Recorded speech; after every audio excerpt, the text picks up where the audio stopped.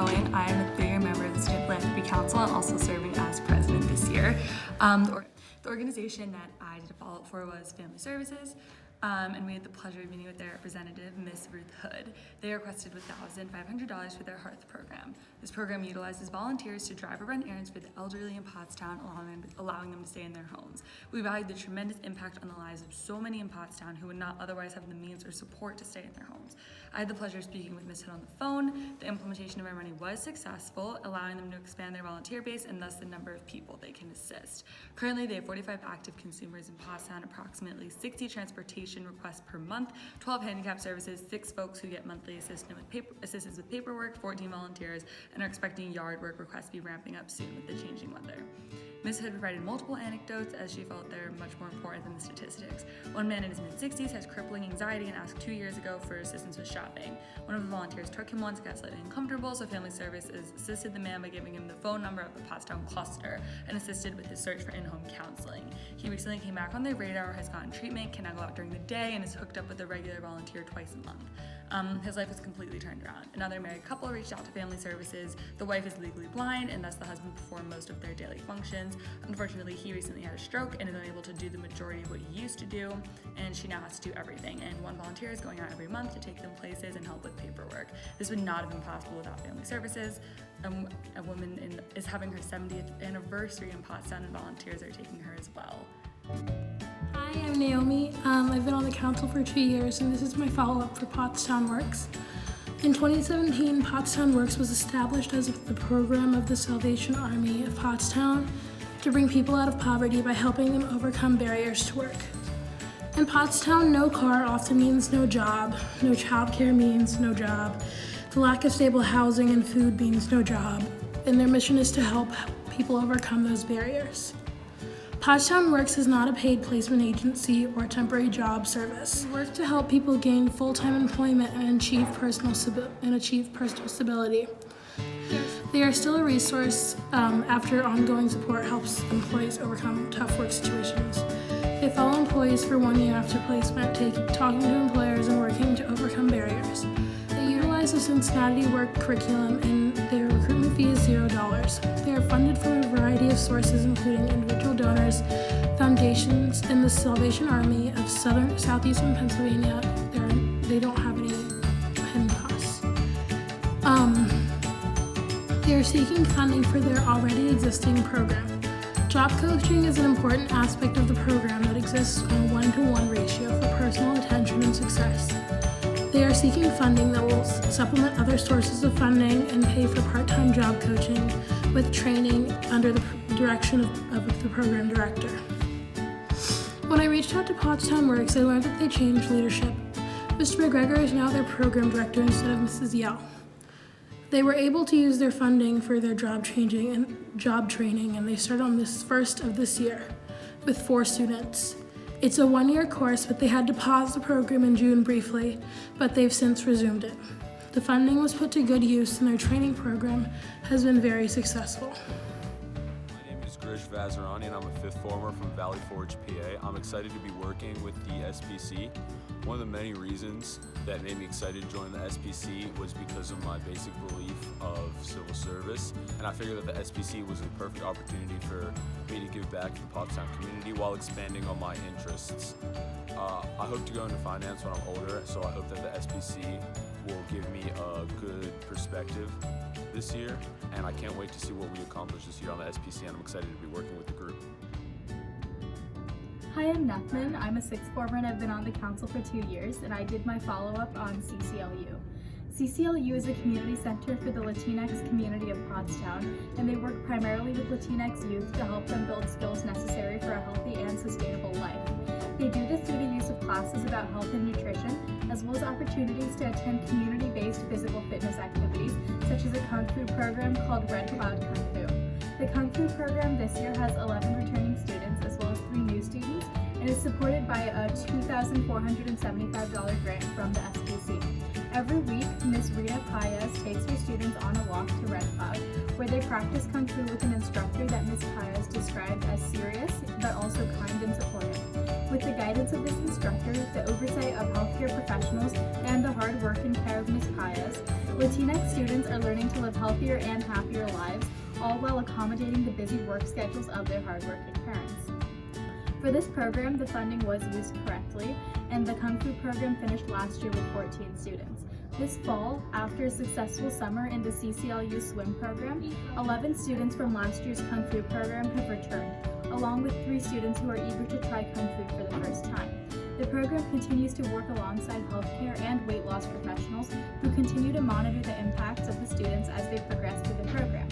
Ms. Paez mentioned that students would come into the program when they were 6 to 10 pounds overweight, but at the end of last year they had shed some excess pounds and were looking forward to more progress in the fall. As the Kung Fu program only runs during the school year, we do not have any statistics from the group of students that our funding is supporting, that our funding given in the late spring is supporting. However, Ms. Paez spoke enthusiastically and hopefully of the program, stating that a month into the school year, kids are building good habits and requesting that she gives them fruit and water instead of chips or sodas. This certainly sounds like a promising start for this year's health and fitness education, and with a passionate and kind leader such as Ms. Paez, the students will be able to continue their progress. She highlighted the role of CCLU as a community-based organization perfectly in a story she told about a young girl that came into CCLU lacking confidence. Ms. Paez said that she would often not smile or greet her classmates due to being shy. After speaking with her for a bit, Ms. Paez discovered that it was due to embarrassment about her teeth. So, being a dedicated and supportive organization, CCLU found a way to get this young girl access to orthodontic care. Now she wears braces and her teeth are improving every day. However, the biggest change was not cosmetic, but internal. Now she smiles at her classmates and has a vivacious personality. Ms. Paez even told us that she held the lead role in a performance that was done at a local Latinx festival. This story highlights just how much CCLU does to help the community in every way possible. They look out for the wellness of their community and ensure that everyone is comfortable and that they have the resources to thrive. Hi, my name is Taylor Owens, and I'm a sixth former who's a 3-year member on the Student Philanthropy Council. Art Fusion is a nonprofit community art center in the borough of Pottstown. The organization routinely partners with outside organizations including the Montgomery County's Women's Center, the Pottstown Police, Creative Health Services, and other organizations that serve children or senior citizens in the greater Pottstown area. Art Fusion works to improve the quality of life in the community by working with these other nonprofits, the faith community, media, local government, and volunteers to promote education through the arts. This specific healing arts program, in conjunction with the Montgomery County Women's Center, utilizes daily art classes to create a community in which women who are victims of domestic abuse come to heal and rediscover their identity. The program was not only a perfect alternative to help these women heal, but it's also available at a very reasonable price per student. Thus far, the Student Philanthropy Council's funding has been used for 3 out of 10 available scholarships for women in the Healing Arts program. The women who receive the scholarships are appointed by Art Fusion's liaison with the Montgomery County Women's Center. The liaison makes sure the Healing Arts program is the right fit for the woman to help them in their own personal journey. Art Fusion is hoping to grant the remaining 7 scholarships this fall. The 3 women granted scholarships have enjoyed the program tremendously and have not missed a single class. Ms. Tennyson stressed the personal growth she has seen in all of the members in the Healing Arts community. Due to various non-disclosure agreements with the Montgomery County Women's Center, they weren't able to share any specific stories, but Ms. Tennyson really emphasized the program's impacts and success. Hi, I'm Jojo. I'm a 4th former. I'm from Shanghai, China. I'm a new member of SPC this year, and I joined SPC to gain more insights on how nonprofits work. And I'm really looking forward to visit different nonprofit organizations and work with everyone on the council. Hi, my name is Philip Jin, and this is my 2nd year on the Student Philanthropy Council. I did the follow for the Salvation Army, a nonprofit organization which started as a church movement, is one of the largest provider of community services worldwide. The Salvation Army has branches all over the world and hope to act as an organization that can help more individualized needs in the community in which they serve. Since 1989, the Pottstown branch of the Salvation Army has helped serve families in need of home and other financial/health and wellness assistance. The Lessig Booth Family Residence hopes to act as a safe haven for families to take a breather and get back on their feet. There, are 11 private rooms, each serving one family at a time. There is also a trauma-sensitive case manager that is there weekly to help the families work towards permanent housing. Funding was used correctly by the Salvation Army. Last year, they requested $4,000 for new lights in the Leslie Booth family residence. It was the largest grant given last year. However, unfortunately, estimates for how much lights would cost were incorrect, and the lights costed an extra $1,000, which the Salvation Army heads will be able to cover. The local Salvation Army will have the installment process beginning towards the end of October 2019, and hope that the lights can not only provide a brighter, more lively atmosphere, but also replace the lack of lighting due to the lack of windows. The Salvation Army representative, Miss Wendy Eagle, also stated that the new LED lights will provide softer lighting that can hopefully stop the bringing back of trauma that former low-quality lights will bring to residents. Miss Wendy Eagle also hopes that new lighting can provide safety to residents in previous low-lighting areas. During our site visit, Ms. Wendy told us that the low-quality lights often went out or even triggered residents when too bright. She hopes that the new LED lights can stop these incidents and provide an atmosphere of happiness and stability. She also hopes that the lights can help with the murals painted by the Potsdam Community Art Foundation. I'm Olivia Duvall, and I'm a fifth former from Kimberton, PA, and I'm a new member on the Student Philanthropy Council. I wanted to be a part of the Student Philanthropy Council to learn how the fundamentals of a charity operate behind the scenes.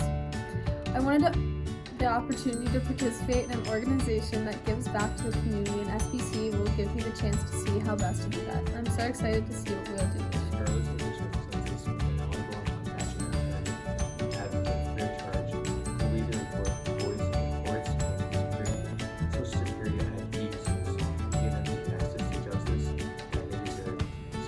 Since 2004, the MCAP has provided more than 6,000 Montgomery children, child victims of abuse, neglect, and trafficking with legal-free representation and support navigating social services and other systems. The MCAP were able to represent child victims from Pottstown, which make up 20% of their caseload per year. Thanks to the help of the Student Philanthropy Council funding.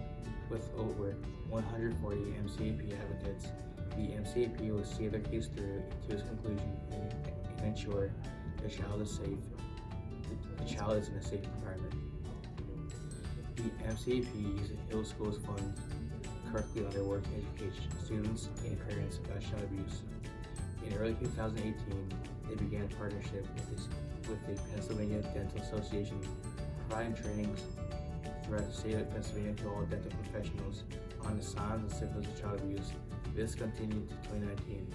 Implemented by their executive director and senior secretary in 2019, they delivered 9 trainings across the state, including presentations in Montgomery County, Chambersburg, Hershey, Erie, and State College. Their ED also had an additional 12 speaking engagements to their community, including at the Access to Justice Summit, training for local law enforcement, and Office of Children and Youth, and civics classes for middle schoolers. MCAP will continue to provide education and outreach programs throughout the country, as they know that education is the best defense against child abuse. In 2019, they have a total of 487 children. The MCAP helped a child named Jack, who started beginning with police for conflict by domestic violence incident between the mother and her boyfriend. Police learned that the father had fractured Jack's leg while babysitting him. There at the hospital, doctors learned that Jack had several previous injuries, including rib fractures, also allegedly perpetrated by the father. The police arrested the father, and the court ordered the mother to go with Jack. They also referred Jack's case to the Office of Children and Youth, or the OCY, for monitoring. When the father was arraigned in his court orders, the mother loaded Jack into the taxi without a car seat, and went to the ground. She even left Jack in the taxi lieutenant with the driver. She even left Jack in the taxi lieutenant